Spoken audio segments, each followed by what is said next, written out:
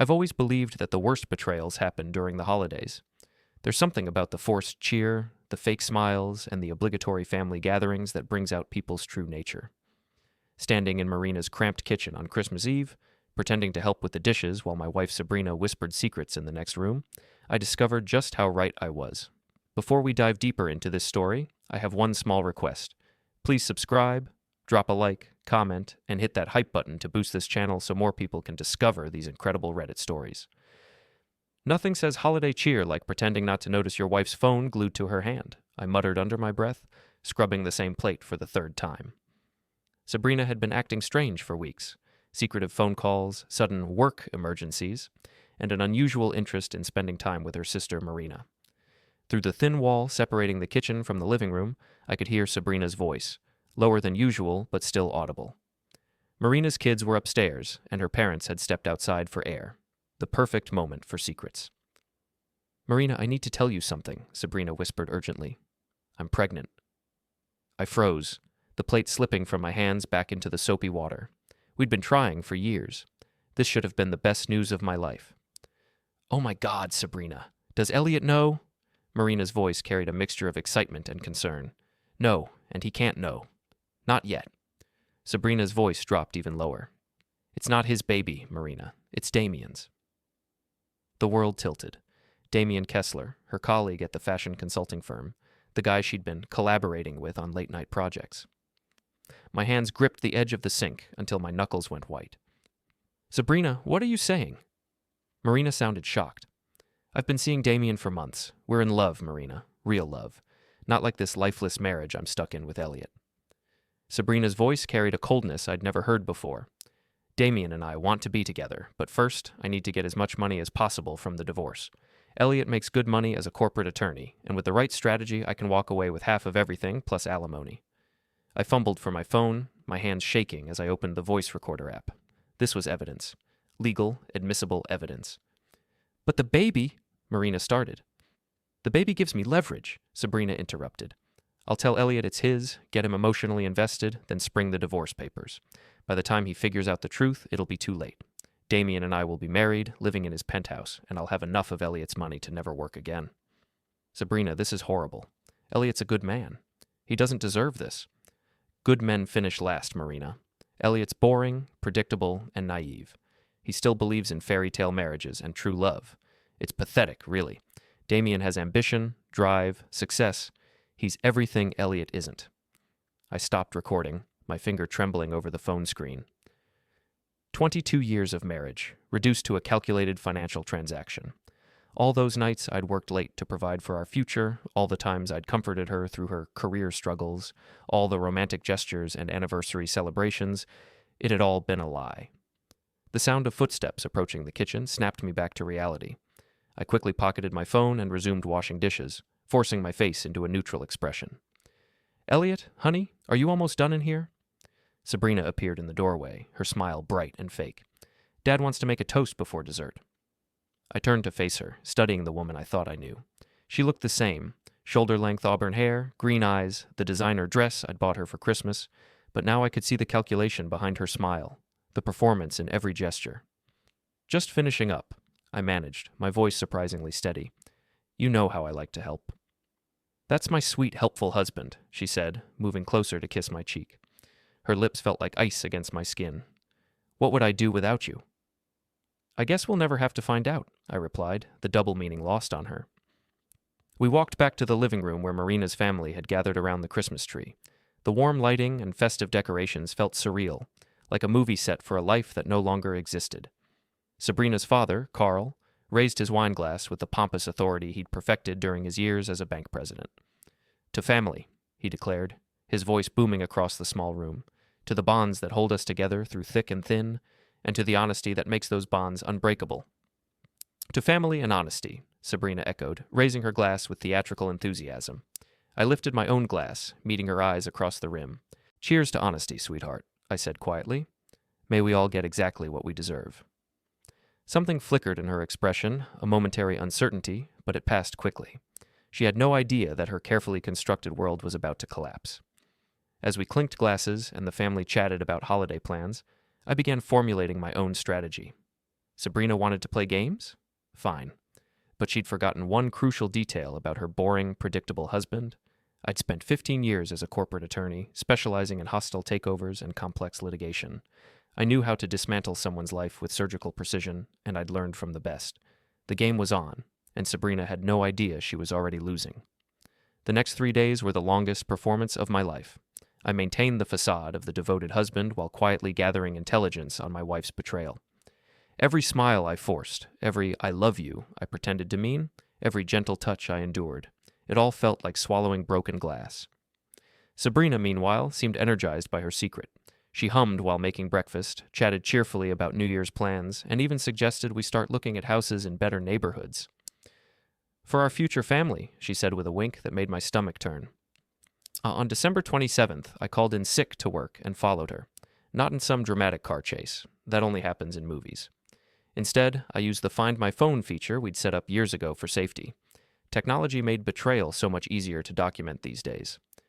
Her first stop was Damian's luxury apartment complex downtown. She stayed for 2 hours. When she emerged, her hair was mussed and her lipstick was gone. I took photos from across the street, time-stamped and geotagged. Legal evidence, nothing more.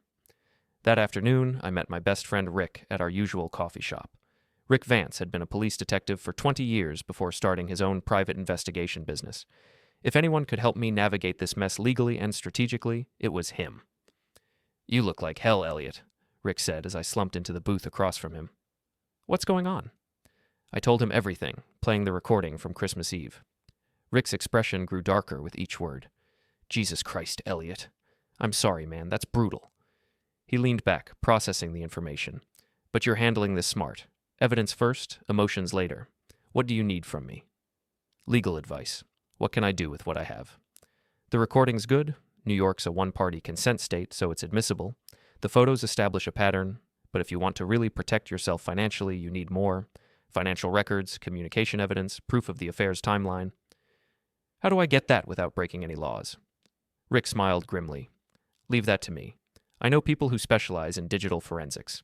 Everything above board, everything admissible in court." That evening, Sabrina announced she was going out with the girls for a post-Christmas celebration. Instead, she went back to Damian's apartment. This time, I was ready. Rick had equipped me with a professional camera, and I documented everything. Her entering the building, the lights going on in Damian's penthouse, the intimate shadows moving past the windows. On December 28th, Sabrina made a crucial mistake. She left her laptop open while taking a shower, and I discovered a treasure trove of evidence. Email chains with Damian discussing their future together, searches for divorce attorneys, and most damning of all, a draft email to her sister outlining the entire plan in explicit detail. I forwarded everything to a secure email account Rick had set up, then cleared the browser history. Sabrina emerged from the bathroom 20 minutes later, completely unaware that her digital trail had just sealed her fate. "Honey, I've been thinking," she said, toweling her hair. "Maybe we should see a marriage counselor, to strengthen our relationship before we start trying for a baby." The audacity was breathtaking. She was literally planning to destroy our marriage while suggesting we work on it. I forced another smile. "That's a great idea, sweetheart. I want us to be completely honest with each other."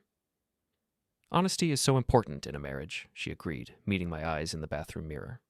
"No secrets between us." "No secrets," I repeated, thinking about the recording device Rick had given me, currently capturing every word. On December 29th, I implemented the first phase of my plan. I drafted a simple note and left it on Sabrina's pillow while she was at her emergency client meeting, another rendezvous with Damian. "Sabrina, we need to talk. Meet me at the country club tomorrow at 8 p.m. Come alone. There are things we need to discuss about our future. Elliot." When she found it that evening, I watched her face carefully. Confusion, then concern, then a flicker of fear. "Elliot, what's this about? You're being so mysterious." "I just think it's time we laid all our cards on the table," I said calmly. "About everything." She studied my face, searching for clues. "Is everything okay? You've been acting strange since Christmas." "Have I? I hadn't noticed. Maybe it's just the holiday stress." I kissed her forehead, the gesture feeling like a goodbye. "Don't worry about it, sweetheart. Tomorrow night, everything will be clear." That night, as Sabrina lay sleeping beside me, I stared at the ceiling and planned her destruction. She wanted everything. She was about to get nothing. And unlike her cruel scheme, my revenge would be completely legal, utterly devastating, and perfectly justified. The boring, predictable husband was about to remind everyone why they should never underestimate a good attorney with nothing left to lose. The Millbrook Country Club after hours was a tomb of marble and mahogany, our footsteps echoing through empty corridors lined with portraits of late members. I'd chosen this location carefully, neutral ground where Sabrina would feel comfortable, but isolated enough for a private conversation. The club manager, Mrs. Henderson, was notorious for her love of gossip. Her presence tonight wasn't accidental. Sabrina arrived precisely at 8, dressed in the black cocktail dress I'd bought her for our anniversary. The irony wasn't lost on me. She looked nervous but defiant, like a defendant walking into court. "Elliot, you're scaring me with all this mystery," she said, settling into the leather chair across from me in the club's private lounge.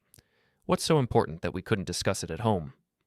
I opened the manila folder I'd placed on the table between us. "I thought you might appreciate some privacy for this conversation, given the subject matter."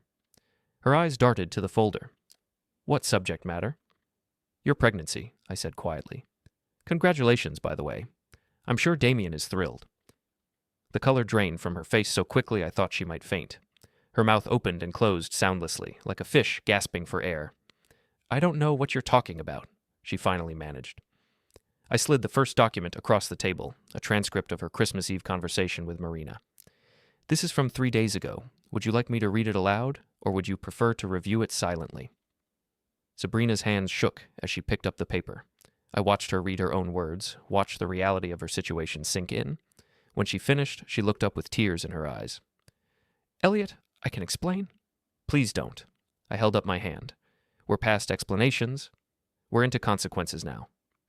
I slid the second document across the table, printed screenshots of her emails with Damian. "These are from your laptop. Fascinating reading. I particularly enjoyed the part where you called me pathetically naive and discussed how to maximize your divorce settlement." "You went through my private emails?" Anger flashed in her eyes, replacing the fear. "I went through our shared laptop, the one I pay for in our house that I pay for, to discover how my wife was planning to defraud me." My voice remained calm, professional. But let's not get sidetracked by technicalities. The third document was a series of time-stamped photographs. Sabrina entering Damian's building, leaving hours later with disheveled hair and smudged makeup. The dates and times were clearly visible. "You followed me?" Her voice cracked. "I documented your activities. There's a difference." I leaned back in my chair. 22 years, Sabrina. 22 years of marriage, and this is how you repay it? Not just the affair. I could have forgiven that. But the calculated cruelty, the financial scheming, the lies about the baby? "The baby is yours," she said desperately. I was confused when I talked to Marina. The stress of the holidays? "The baby is due in July, according to your doctor's appointment confirmation email, which means conception occurred in October. I was in Chicago for 3 weeks in October, handling the Morrison acquisition. Remember, you were so supportive of my career, so understanding about the long hours." I smiled coldly. "Damian wasn't in Chicago, was he?" Sabrina buried her face in her hands. Her shoulders shook with sobs that might have moved me a week ago. Now they just sounded like performance art. "What do you want from me?" she whispered. "Nothing. I want nothing from you, Sabrina. That's the point." A sound from the doorway made us both turn. Damian Kessler stood there, looking like a catalog model in his expensive suit and perfectly styled hair. His face was flushed, probably from running up the stairs. "Sabrina, I got your text. Is everything—" He stopped when he saw me, his expression shifting from concern to barely concealed hostility. "Elliot, I didn't expect to see you here." "I'm sure you didn't." I stood slowly, enjoying the way he tensed. "But since you're here, we should all have a conversation. After all, you're going to be raising my wife's child." "Now wait just a minute." Damian stepped forward, puffing out his chest like a peacock. "No, you wait." I moved closer to him, noting with satisfaction that I had 3 inches and 20 pounds on him. "You want to play house with my wife? Fine. But you'll do it with nothing. No alimony, no settlement, no nest egg to start your new life." "You can't prove anything," Damian said, but his voice lacked conviction. I reached into my jacket and pulled out a small digital recorder. "Actually, I can prove everything, including this conversation." Damian lunged for the recorder, but I was ready. I stepped aside and accidentally bumped into the wine service cart. A full bottle of Chateau Margaux, probably worth more than Damian's car payment, tumbled onto his pristine white shirt and Italian leather shoes. "Oops," I said mildly. "How clumsy of me." Damian stared down at his ruined outfit, his face cycling through shock, rage, and humiliation. You did that on purpose. Prove it, I smiled. But I'd suggest you leave now before something else accidentally happens. This club has very strict policies about members' conduct. It would be a shame if someone reported inappropriate behavior. You're threatening me? I'm giving you advice. Free advice, which is more than you deserve. I stepped closer, lowering my voice. Stay away from my house, Damian. Stay away from my wife until the divorce is final. Because if I see you anywhere near my property, your car won't be the only thing that gets damaged. Damian looked to Sabrina for support, but she was still sobbing into her hands. He was on his own, and he knew it. This isn't over, he said weakly. Yes, it is. I sat back down, dismissing him with my posture. You just don't realize it yet. After he left, trailing wine and wounded pride, I turned back to Sabrina. She was watching me with something that might have been fear or might have been respect. I couldn't tell which, and I didn't care. The divorce papers will be filed Monday morning, I said. My attorney will be in touch with yours, assuming you can afford one after your clients find out about this. What do you mean? I smiled, remembering the shadowy figure I'd spotted near the lounge entrance. Mrs. Henderson has been listening from the hallway for the past 10 minutes. By tomorrow morning, everyone in town will know about your affair and your pregnancy. Your reputation in this community is finished. Sabrina's face went white again. Elliot, please. We can work this out. I made a mistake. No, Sabrina. You made a choice. Multiple choices, over several months. This wasn't a mistake. It was a campaign. I stood and gathered my documents. Enjoy explaining this to your parents. I'm sure they'll be very understanding. I left her sitting in that chair, surrounded by the ruins of her carefully constructed lies. As I walked through the lobby, I nodded politely to Mrs. Henderson, who was pretending to arrange flowers near the reception desk. Good evening, Mrs. Henderson. Lovely arrangement. Thank you, Mr. Harper. I hope you and Mrs. Harper have a wonderful new year. I'm sure we will, I replied. I'm sure we will. The next phase of my plan was already in motion. By New Year's Eve morning, the gossip had spread through our small town like wildfire. Mrs. Henderson had done her work well. My phone buzzed constantly with messages from friends, colleagues, and acquaintances, some offering support, others fishing for details. I ignored them all and focused on watching Sabrina's world crumble. Her fashion consulting business depended entirely on reputation and social connections. In a community like ours, where everyone knew everyone else's business, scandal was a serious sentence for that kind of enterprise. By 10 a.m., 3 clients had already called to cancel their contracts. I was drinking coffee in my home office when Sabrina burst through the door, still in her pajamas, her phone clutched in her hand. They're canceling, she said, her voice barely controlled. Mrs. Patterson, the Johnsons, even Rebecca Martinez. 20 years of building my client base, and it's gone overnight. I'm sorry to hear that, I said, not looking up from my laptop. Sorry? You did this. You destroyed my reputation. I finally looked at her, noting the dark circles under her eyes and the way her hands shook. I didn't do anything, Sabrina. I simply stopped protecting you from the consequences of your own actions. By telling everyone about my private business, I didn't tell anyone anything. But when you conduct your private business in public places, with a married man, in a small town where everyone knows everyone else, I shrugged. Actions have consequences. My phone rang. Rick's name appeared on the screen. Excuse me, I told Sabrina, answering the call. Rick, what's the word? You need to see the news, Rick said grimly. Turn on Channel 7. I switched on the small television in my office. The local news was running a segment about holiday scandals in high society. Somehow a reporter had gotten wind of the story and was discussing unnamed local fashion consultant who was involved in an affair that had rocked the tight-knit community. How did they? Sabrina stared at the screen in horror. Janice, I said simply. Your assistant. Apparently she's been talking to reporters. Something about unpaid overtime and hostile working conditions. Sabrina's face went ashen. Janice Chen had been her assistant for 3 years, privy to every client conversation, every business deal, every personal phone call. If she decided to turn against Sabrina, she wouldn't dare. She already has.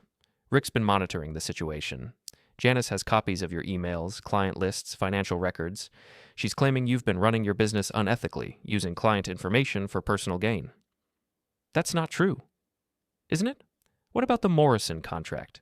You used my inside information about their expansion plans to underbid your competitors. That's a conflict of interest at minimum, possibly securities fraud. Sabrina sank into the chair across from my desk. You told me that information in confidence, as your wife. And you used it to make money, another poor choice. I closed my laptop. The good news is that Janice doesn't know about the Morrison connection. Yet.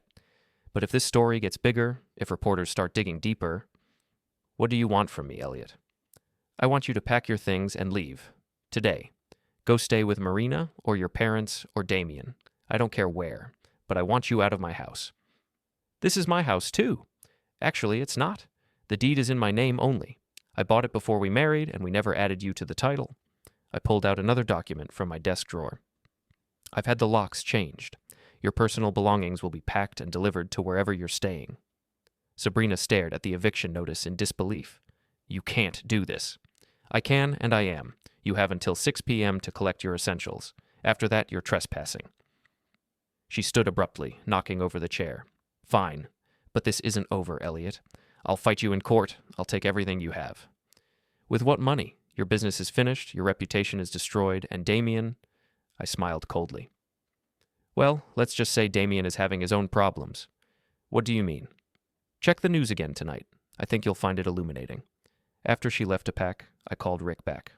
Is it done? Like clockwork. Damian's firm got an anonymous tip about his affair with a client's wife. Turns out he's been using company resources for personal business. Fancy hotel rooms, expensive dinners, all charged to the company credit card. His bosses are not happy. And the car? What car? I don't know anything about any car. Rick's tone was perfectly innocent. But hypothetically speaking, if someone's luxury BMW happened to get vandalized in the parking garage of his apartment building, well, these things happen in the city. Hypothetically speaking. Exactly. Hypothetically, someone might have keyed homewrecker into the paint, and hypothetically, the security cameras in that particular section of the garage might have malfunctioned. I felt a surge of satisfaction. Any idea who might have done such a thing? Could have been anyone. Angry spouse, disgruntled colleague, random vandal. The police will investigate, of course, but without witnesses or camera footage. Rick chuckled.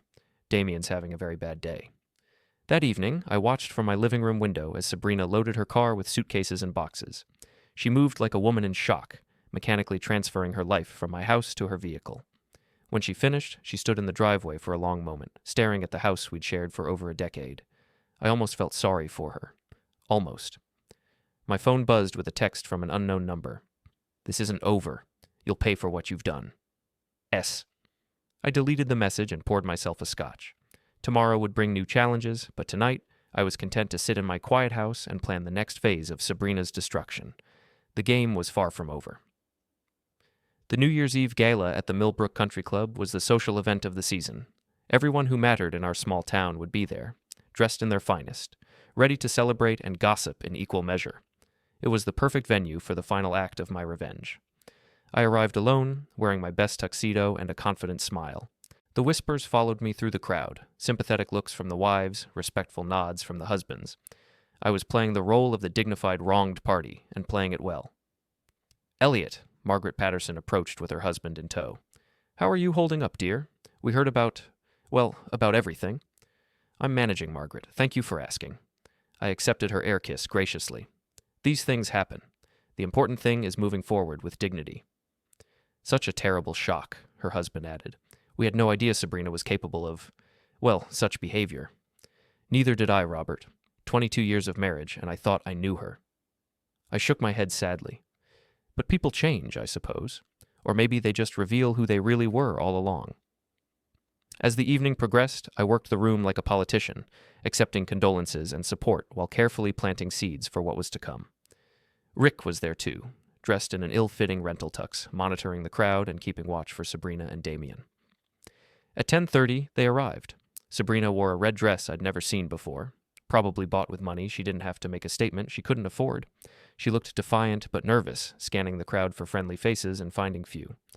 Damian was beside her, his arm around her waist in a gesture that was meant to look protective, but came across as possessive. The crowd's reaction was immediate and brutal. Conversation stopped mid-sentence, heads turned, and the whispers began. I watched from across the room as Sabrina's confidence visibly deflated under the weight of hundreds of judging stares.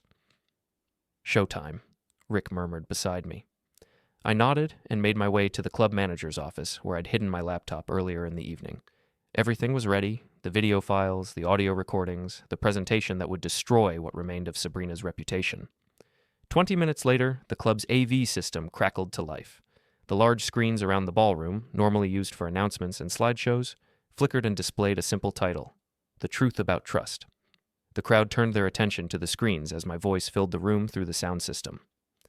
Ladies and gentlemen, I apologize for interrupting your evening, but I felt you should know the truth about recent events in our community. The first image appeared, a photo of Sabrina and Damian entering his apartment building, timestamp clearly visible. Then another and another, a timeline of their affair documented in painful detail. My wife has been conducting an affair for the past 6 months. My recorded voice continued. But that's not the worst part. The worst part is the elaborate scheme she devised to defraud me in our divorce. The audio from Christmas Eve began playing. Sabrina's voice filled the ballroom, cold and calculating as she outlined her plan to Marina.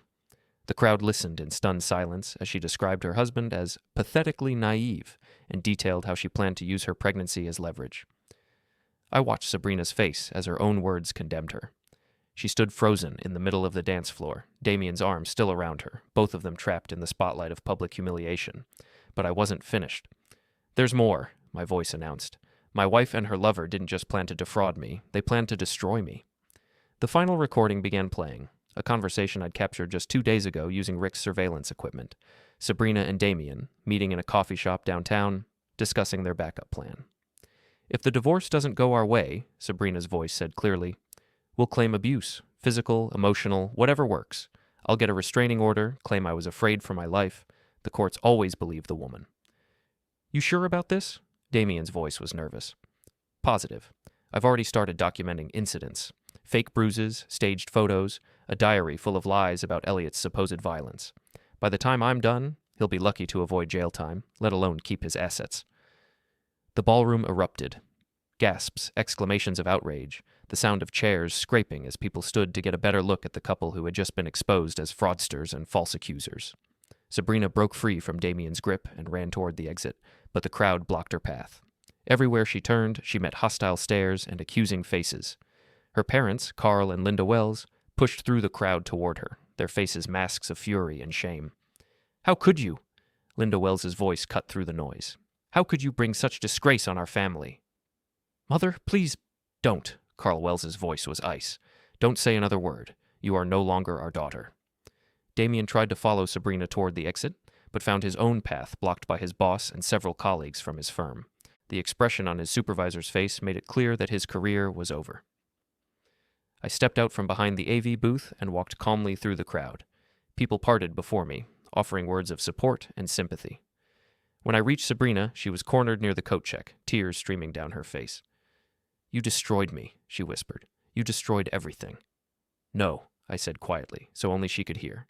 "You destroyed yourself. I just made sure everyone else could see it. I'm pregnant, Elliot. Your wife is pregnant, and you've ruined her life." "My wife faded on Christmas Eve," I replied. "You're just a stranger who looks like her." Security arrived to escort Sabrina and Damian from the building. As they were led away, the crowd began to applaud. Slowly at first, then building to a thunderous ovation. They were applauding me, the wronged husband who had exposed the truth and protected himself from a vicious fraud. Rick appeared beside me, grinning broadly. "That was beautiful, man. Absolutely beautiful." "It's not over yet," I said, watching as Sabrina's car pulled out of the parking lot. "But it's close." The next morning brought the final pieces of my revenge. Damian's firm fired him and filed a police report for misuse of company funds. Sabrina's remaining clients canceled their contracts after seeing the news coverage of the gala incident. Her parents cut off all financial support and removed her from their will. Most satisfying of all, the district attorney's office opened an investigation into Sabrina's planned false abuse allegations. Attempting to file false reports and perjure herself in court proceedings were serious felonies. She was facing potential jail time for crimes she hadn't even committed yet. 2 weeks later, I received the final piece of evidence I needed. DNA test results proving that Damian was indeed the father of Sabrina's unborn child. I forwarded the results to my divorce attorney along with a note. No alimony, no settlement, no mercy. Sabrina had wanted everything. Instead, she got nothing. No money, no reputation, no family support, no career, and no future with her lover. Damian had fled to another state, leaving her to face the consequences alone. I never saw her again after that night at the country club. I heard she moved back to the city, took a job as a retail clerk, and gave birth to a daughter she couldn't afford to raise properly. Sometimes I almost felt sorry for the child. innocent of her parents' crimes, condemned to grow up in poverty because of their greed and cruelty. But then I remembered Christmas Eve and the cold calculation in Sabrina's voice as she planned to destroy the man who had loved her faithfully for 22 years. Some actions are unforgivable, and some people deserve exactly what they get.